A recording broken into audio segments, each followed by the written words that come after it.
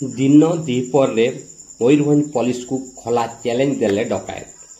कुड़ियणा थाना अंतर्गत 18 नंबर जातीय राजपथ कुचई छक निकटस्थ ओडिशा ग्राम्य बैंक रु बंधुक मुନରେ 9,66,000 टंका सहित सुना गहना लुट। एइथिपाई आमे कहिलु जे मयूरभंज पुलिस को खोला चैलेंज, कारण गतकाली कुचई छक ठारू मात्र 700 मीटर दूर रे जणे मद दोकानी कर्मचारी ठारू टंका बैग छड़ाइवा पई 3 जण दुर्बृत्त तांकू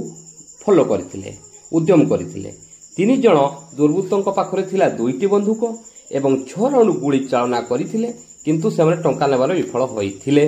किंतु 36 घंटा न पुरुणु आज बैंक डकायती रे बैंक भीतर को 5 जण प्रवेश करी बंदूक 5टी तांको हाथ रे थिबा बेले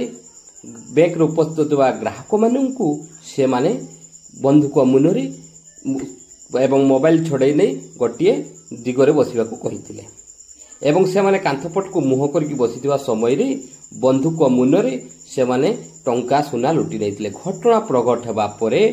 एही घटना को नहीं आमर डीआईजी सत्यजित नायक, जिला आरक्षी अधीक्षक वरुण घुंटपाली, एसडीपीओ बारिपदा एवं कुड़ियणा थाना अधिकारी और बारिपदा सदर थानार आईआईसी पहुंची घटनार तदंत करने सहित छानभिन करथिले एवं प्रमाण टिकी टिकी जांच करथिले, जेमति सीसीटीवी फुटेज एवं हार्ड डिस्क चोरी बा जोठी लॉकर रूम थिला सेठी कि भली भाबरे टंका नेले सब विषय तन्न तन्न जांच करथिले निजे उपस्थित अधिकारी माने। एवं घटना किपरि भाबरे जेमति चोर मान को धरा जाई परिबो सेथिपाई से माने गोटिए भी दिगो को छाड़ीबाकू दउ नथिले, पूरा दिगो को से माने देखुथिले। पूरा एई सब घटना को साइंटिफिक टीम मध्य पहुंचीथिला एवं साइंटिफिक टीम घटनार छानभिन आरंभ करथिला।